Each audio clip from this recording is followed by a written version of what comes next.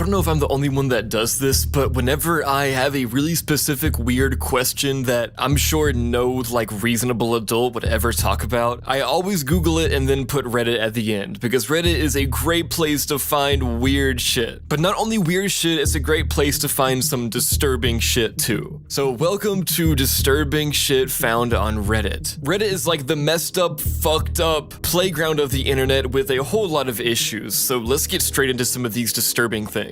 Lamp story. The lamp story refers to a comment made to a post from r/AskReddit in 2012 titled, "Have you ever felt a deep personal connection to a person you met in a dream only to wake up feeling terrible because you realize they never existed?" The throwaway account used to post the reply is deleted or banned, but the story can still be found. The story starts off like this. My last semester at a certain college, I was assaulted by a football player for walking where he was trying to drive. Note, he was 325 pounds and I was 120. While unconscious on the ground, I lived a different life. In the different life, the Redditor met a wonderful nondescript lady who he immediately fell for, going months chasing her and dispatching some of her jerk boyfriends. Dispatching is in quotes there. After all, he finally won her over, and for the next 2 years they dated before getting married. Almost immediately after marriage, she bore a daughter. I had a great job and my wife didn't have to work outside the house. When my daughter was 2, she, my wife, bore me a son. My son was the joy of my life. I would walk into his room every morning before I left for work and doted on him and my daughter. His life was perfect, living the dream with a great job, a beautiful wife, and 2 children. For some people, that's their dream and they would be jealous, but this was only but a facade for the Redditor. For when he looked at a lamp in the living room, everything changed. One day, while sitting on the couch, I noticed the perspective of the lamp was odd, like inverted. It was still in 3D, but just wrong. It was a square lamp base, red with gold trim on 4 legs and a white square shade. I was transfixed. I couldn't look away from it. I stayed up all night staring at it, and the next morning I didn't go to work. Something was just not right about that lamp. The weird angle of the lamp basically entranced the Redditor so much that he stopped eating at first, stared at the lamp while on the couch, only leaving to go to the bathroom. He quickly went without even that after stopping eating and drinking entirely. 3 whole days would pass before his wife got worried for him. She was freaking out and took the 2 children to her mother's house before he had his epiphany. The lamp is not real. The house is not real. My wife, my kids, none of that is real. The last 10 years of my life are not fucking real. The lamp started to grow wider and deeper, and it was still inverted dimensions. It took up my entire perspective and all I could see was red. I heard voices, screams, all kinds of weird noises, and I became aware of pain. A fucking shit ton of pain. The first words I said were, "I'm missing teeth," and I opened my eyes. I was laying on my back on the sidewalk surrounded by people that I didn't know. Lots were freaking out. I was completely confused. During the time the Redditor woke up, a cop grabbed them and took them to the hospital for CT scans and other medical procedures to make sure he was alright. All while, the Redditor was still in a daze. I went through about 3 years of horrid depression. I was grieving the loss of my wife and children and dealing with the knowledge that they never existed. I was scared that I was going insane as I would cry myself to sleep, hoping I would see her in my dreams. I never have, but sometimes I see my son, usually just a glimpse out of my peripheral vision. He is perpetually 5 years old and I can never hear what he says. The story ends there. On a super depressing note, to have lived 10 full years of this life with people he has come to love, having it all stripped from him led to a great depression. Imagine having children and a wife and having to cope for years about losing them. Seeing your son in your vision sometimes. How depressing it would have to be to deal with that. Probably something that you might not ever get over, no matter how hard you try. That one is sad, and the next one we're moving into is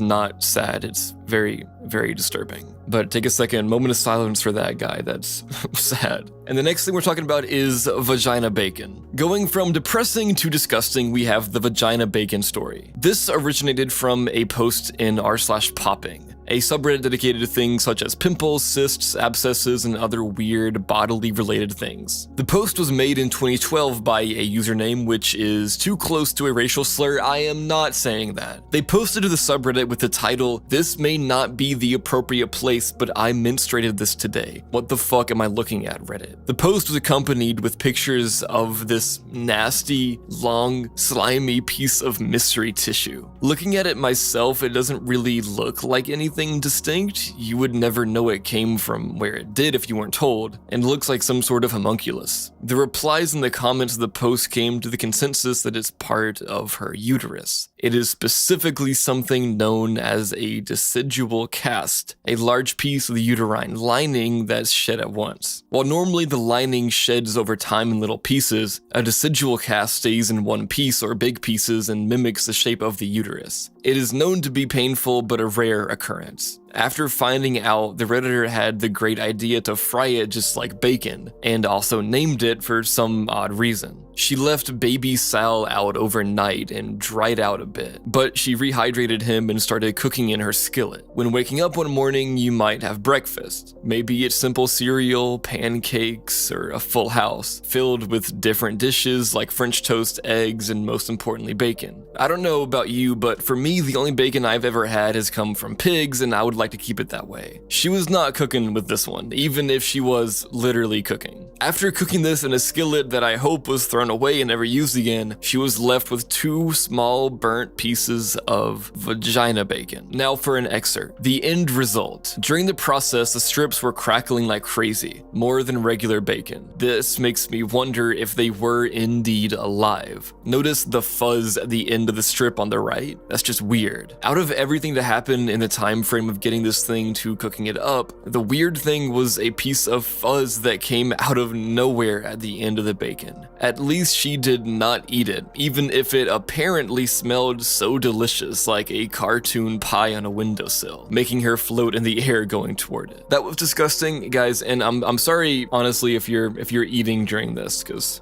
I'm sorry, dude. Next up, we're talking about the man who ate his foot. The man who ate his foot is an entry that refers to a 2018 post to r/IamA by user Incredibly Shiny Shart. What a name. The title of the post is, "Hi y'all, I'm a man who ate a portion of his own amputated leg. Ask me anything." So the quick and dirty. About 2 years ago, I was hit on my motorcycle. They salvaged my foot, but I would never be able to walk on it. I elected to have it amputated. I asked doctors to keep it. I signed some papers. I got it back, and with the help of some friends, cooked a portion of the tibialis anterior. He then links proof of his leg stump and the proof of the cooked up foot made into tacos. I don't know about you, but if my friend has their own foot to spare to cook up a good meal for me, I would take it. Now let's read some of the comments. Someone asked, "While I appreciate the AMA, I can't help but say I am a little queasy now. What were the details surrounding the motorcycle accident?" And then he replied by saying, "I was riding down a mountain road on Memorial Day. 45 miles an hour, speed limit, with one truck and one car ahead of me. Ahead of me, a car was coming the opposite direction, was stopped and indicating they wanted to turn across the road to the fishing area to my right. They stayed stopped in the road as both the car and truck ahead of me passed and did not move as I approached it. I figured they saw me and were waiting for me to pass. As I approached within 15 feet, they hit the gas and clipped the back of my bike. It locked up and I fishtailed and then flipped into the forest. I sat up and took off my helmet and saw the burning pain that was my foot. Edit, sorry for the queasiness." Someone else asked, "It seems like you shared it with others from the photos you posted. Who else ate it? Also, I am just curious. From the first picture, it seems like you only damaged your foot, so why do they amputate so high up? Do you know?" He replied by saying, 10 of my friends joined in for a brunch. Only the foot was damaged, but with below the knee amputations, they wanted to do it higher up, so there's a balance between having enough stump to make it for a good lever and having enough room beneath for a prosthetic equipment. If they amputated it low, it would have been difficult to put good hardware underneath. Someone else asked, "How do you tell people you were going forth with a plan, like just send out an evite?" And then he replied by saying, "I called folks who might be amenable. It was only about 2 to 3 ounces that I took off the leg, so it couldn't be a big group. Plus, only people I knew very, very well. Another question, and I'm almost done, guys, don't worry. Did it taste like chicken? Asking for a friend. And then he said, no,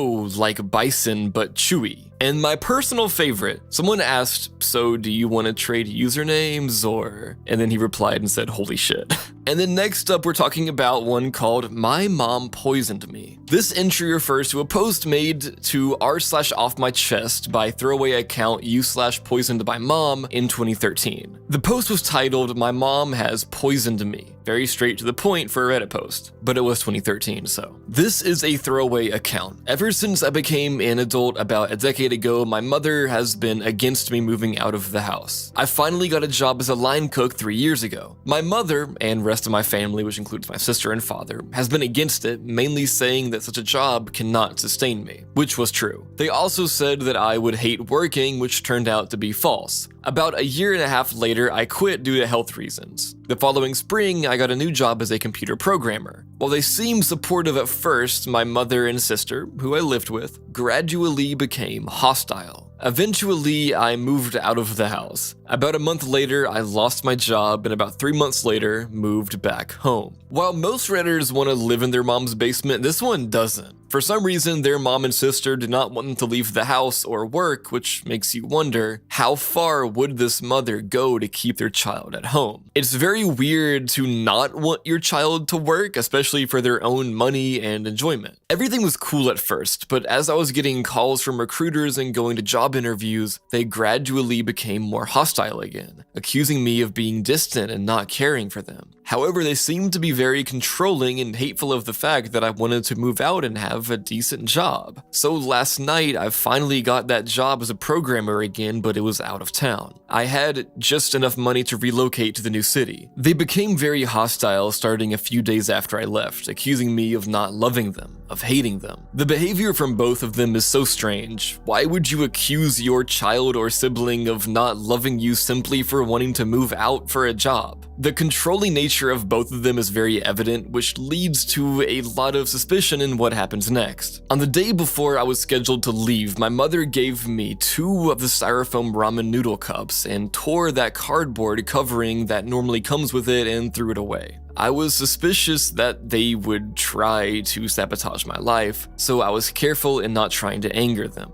She gave me a few more food items, which I didn't use, to take on my trip with me. It would be sweet of her to give her child food to eat while working their first week, considering the Redditor most likely didn't have enough money to comfortably live that first week. But it is suspicious to be given ramen noodles without the covering. It definitely screams that it's been tampered with. I mean, that's why they put seals on a ton of items for that exact reason. When I arrived at my new city and entered my hotel room, I chilled out. I was to go to work the next day. So after the first day of work, I ate a cup of noodles and I felt ill. I knew that feeling because my sister fed me something that made me feel the same way in late 2011, which I then assumed was because of my recent illness. I felt weak, lightheaded, and short of breath. I drank water to make me feel better because that's what I did last time that happened to me. Over the week, my mother kept calling me, making sure to remind me to eat my ramen noodles. I was short on cash then, waiting for my first paycheck.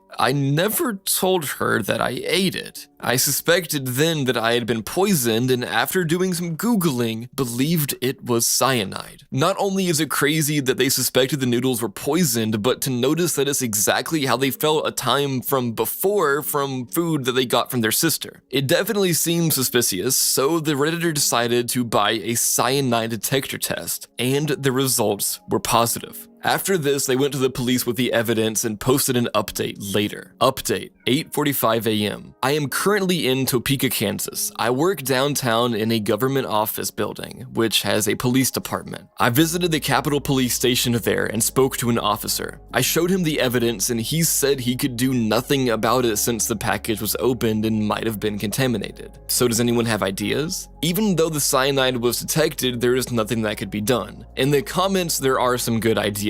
Ask her to mail you more noodles. We'll have proof of sender and can get that batch tested. Was thinking that as well. Let her know you ate the noodles too and don't let off that anything happened. She might try to up the dosage for the desired effect. If that happens and you get the batch tested, you've got a solid case. Plus, any familial ties you might have might come back into question if she actually does double your already potentially lethal dose. Someone else said, cyanide stays in your hair follicles for years and can be dated. As far as piss tests or blood tests for cyanide goes, they are inaccurate at best. IIRC from my chem class in college, I think the professor told us that the false positive rate for any cyanide test, other than hair follicle, is 4 to 1 or something ridiculous like that. Also, since the hair follicle testing can be dated and is far more reliable, it can be admissible in court as evidence, something that the police can actually use rather than some piss card that hasn't been properly kept as evidence and is inaccurate. The hair follicle test is done at a lab by a trained personnel. TLDR, get a hair follicle test done. More reliable, actually can be admitted as evidence and can be dated. Edit, I also think that via the hair follicle test they can determine dose size as well. And then another commenter said, I would suggest calling your mom or waiting for her to call you and telling her you've been very sick and haven't felt up to going to the store. Is there any possible way that she'd send more food? Play it up if you have to. Tell her how sorry you are to burden her like that and that you appreciate it so much that she will help take care of you when you need it. If this really is true, it sounds very much like she has Munchausen by proxy syndrome. These kinds of things feed right into what they want to feel and hear. She needs to know you need her. Just to note, Munchausen syndrome is a psychological disorder in which someone falsifies, exaggerates an illness for attention. These people often lie about their illnesses and psychological disorders, embellish details of illnesses they have, and often go far to become ill or fake illness for attention. People who have Munchausen syndrome often do it not for any medications, financial gains, or to get out of doing things. They mainly do it for the sympathy and special treatment and attention given to those with the illness or psychological disorder. Munchausen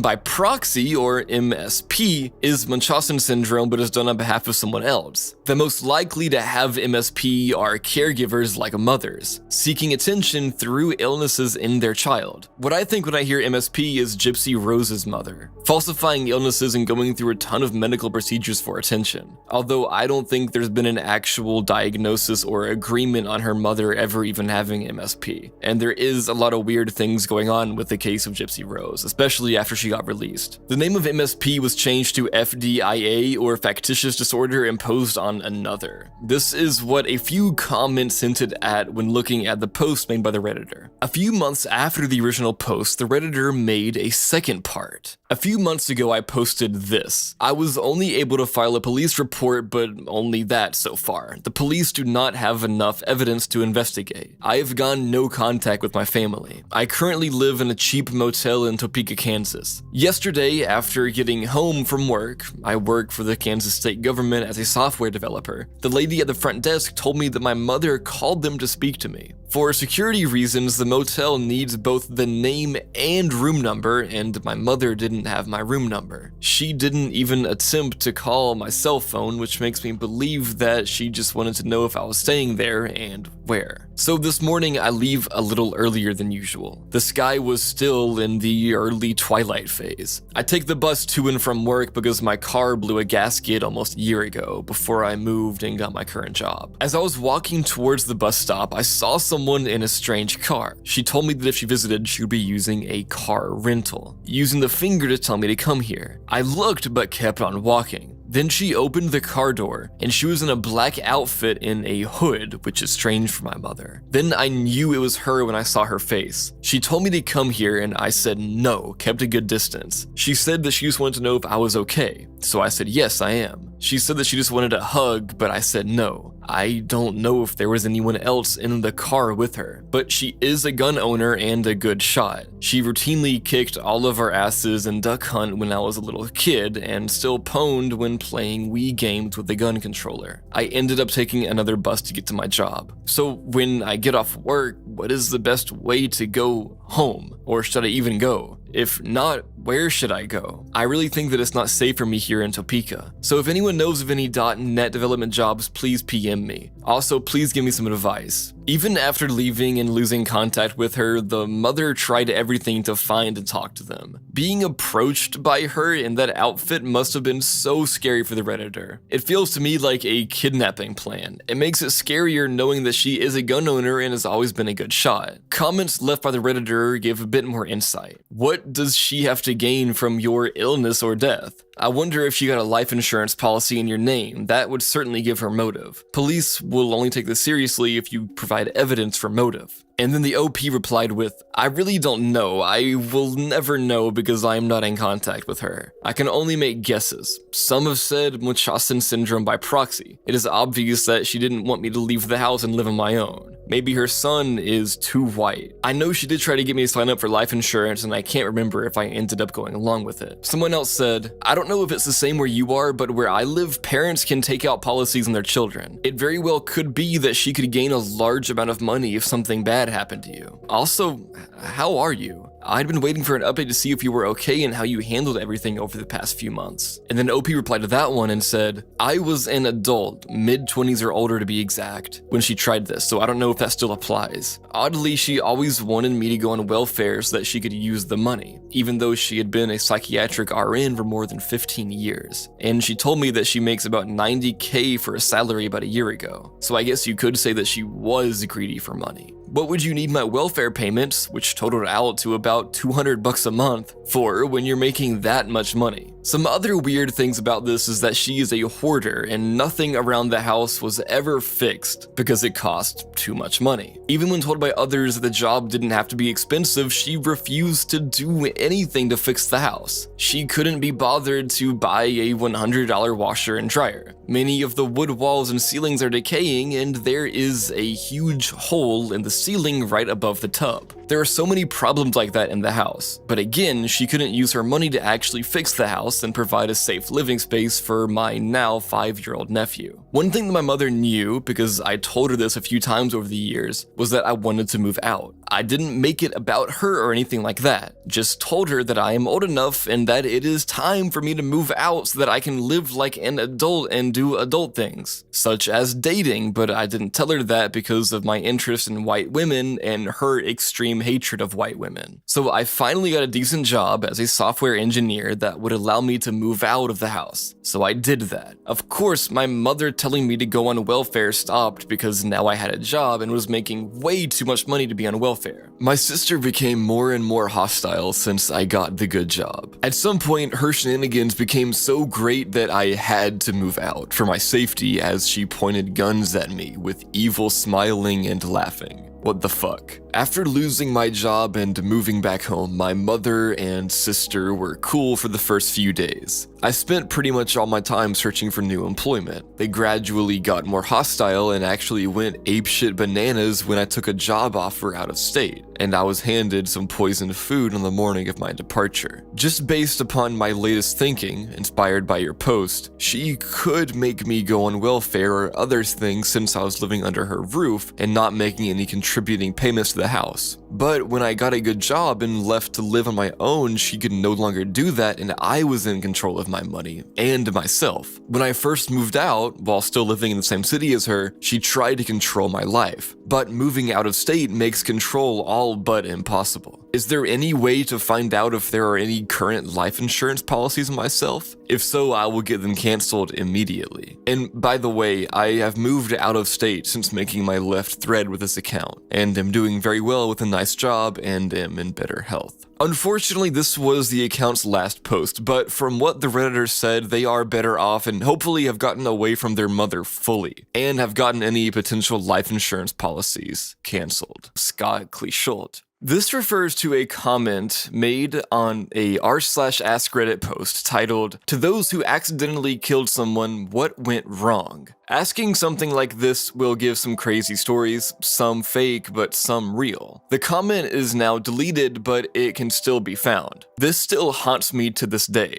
As kids, we had a hideout in this dirt cliff/cove. This is the best approximation I can find on Google, only 3 times taller and probably 10 times times as wide. There was a neighborhood kid who, in hindsight, was probably mentally handicapped in some way. But to us, he was just the weird/creepy kid. This was the 80s and we weren't exactly raised PC. 3 of us were headed to our base and found Creepy Kid sitting at the top in our guard chair. We yelled at him to get out and he said something like "make me" and started lobbing dirt clods and sticks down at us. We all ran around the side to make our way up. It gets pretty fuzzy here, but all I remember is he fell. I still remember the sound. When we got back down to check on him, he was in a very awkward position with blood coming out of his mouth. We all just freaked out and ran home. And AFAIK, no one has spoken a word of this to anyone. We didn't go back for over a month and never said a word of it between us. Again, this was the 80s, so media wasn't like today. Chances are it got a small article in the newspaper B section. Missing mentally disabled child found dead after fall, or something like that. This is a very disturbing story and something that you wouldn't be able to forget. The original comment was deleted by the poster after a user named AD33DVF9 replied to them saying, "Was it Scott Cleeshult? He went missing in 1988 in St. Charles, Missouri. Removed as potentially identifying, correct? That would make you around 10 or 11 at the time he went missing. He would have been 9. The Redditor then posted links to a missing poster and article about the missing boy. Scott was last seen on June 8th of 1988 around 4:30 to 5 p.m. It was the last day of the school year for the elementary school that Scott was in, and on that day was a big thunderstorm that rolled in. He was last seen walking near a wooded area known as the Trails. It was just before a fierce thunderstorm swept through the area, and as long as 6 weeks after his disappearance, police conducted large-scale searches of the area near Scott's home. The searches involved digging at a labyrinth of caves in the wooded hillside where Scott was known to play with other neighborhood children. Cleeshult was playing right before disappearing, and during the storm, his family just suspected that he was in someone else's house while it happened. He would never be seen again after that storm, with a search party trying to look for him.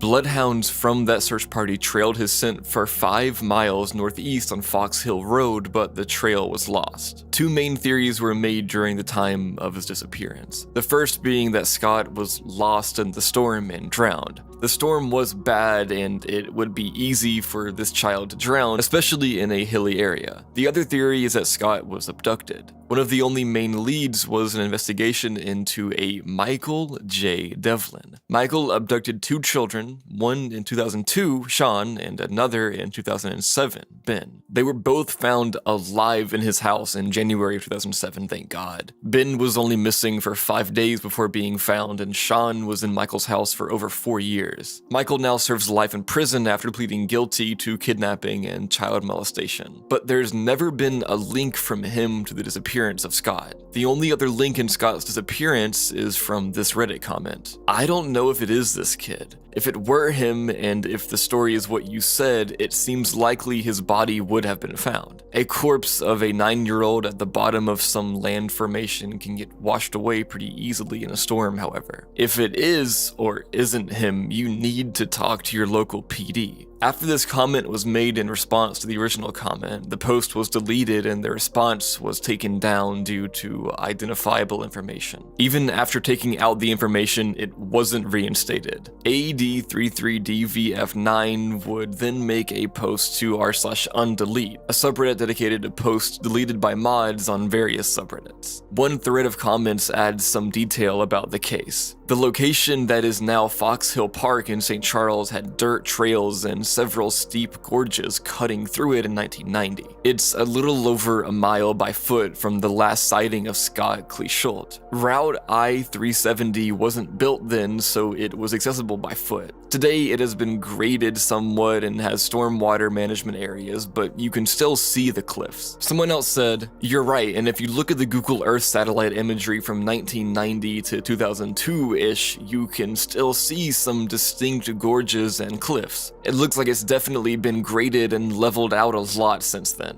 This is looking like a very plausible setting. The storm, the way water could have flowed through this area in a flash flood, etc. It all fits. U/AD33DVF9, hopefully you can pass this along. Can you get photos? Yeah, would love to see some present day photos. I looked on Google Earth and it has satellite imagery dating back to 1990. I was able to see some trails and gorges in that area too, but don't have a good sense of how steep or well it matches OP's story. I'll take some screenshots of the Google Earth imagery when I'm off work later if no one beats me to it. The commenter then posted a reply with an Imgur album containing the satellite images from 1990 showing the area beneath Fox Hill Park with a very steep hill and gorge. The area can be linked somewhat to the possible area where the original commenter's hideout was. The steepness of the area meant that the thunderstorm could have easily swept Scott's body off. There still isn't enough evidence of that being the case, as Scott's body has still never been found. The likelihood of it being found isn't very big either. The post never had mention of the location, exact date, other than the 80s, that's the whole decade of possible dates, or the storm that came through on the day of Scott's disappearance. I hope one day that this case can be solved and closure can be given to the family of Scott. I hope you guys enjoyed this